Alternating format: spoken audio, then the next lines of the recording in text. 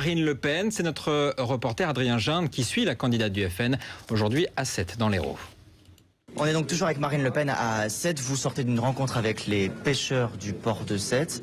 Pour bien type de rencontre, c'est vous qui venez faire vos propositions, c'est eux qui font leurs doléances? Non, ce sont les marins pêcheurs de Méditerranée, pas seulement du port de Sète. Oui, comme j'ai ouvert le cahier de doléances de l'agriculture, j'ouvre le cahier de doléances de la pêche. Ils m'ont confirmé, ces marins pêcheurs, les ennuis qui sont les leurs, les problèmes graves, mais ils m'ont surtout exprimé l'urgence de leur situation.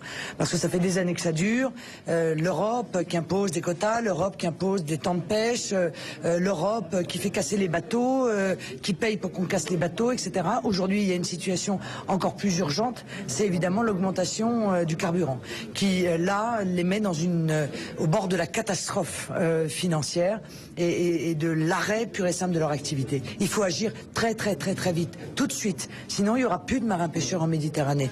Et ça, s'il n'y a plus de marins pêcheurs, eh bien c'est tous les Français qui en seront évidemment victimes. Il y a eu quelques huées à l'extérieur, mais à l'intérieur de la Réunion, on peut dire que ça s'est très bien passé. Oui, parce qu'ici, il y a des gens qui bossent, c'est des marins pêcheurs, et à l'extérieur, c'est des bolchos qui bossent pas et qui sont là des manifestants professionnels. Vous voyez, c'est toute la différence entre les uns et les autres. Mais moi, les gueulards professionnels, ça m'intéresse pas. Moi, ce qui m'intéresse, c'est les gens qui créent de la richesse dans notre pays, qui bossent, qui sont à peine payés au RSA, figurez-vous, parce que eux, ils font pas 35 heures par mois, hein, par semaine, hein, ils font 70 heures ou 90 heures. Bon, et ils sont payés, ils se donnent un salaire qui est dérisoire. On ne peut plus supporter ça. Alors il va falloir faire les investissements nécessaires et puis il va falloir faire le bras de fer avec Bruxelles et leur dire qu'on va pas laisser l'Union européenne tuer à petit feu notre pêche comme elle le fait depuis des années. Il faut savoir dire non. Voilà. Et bien moi, face à l'Union européenne, je serai la femme qui saura dire non.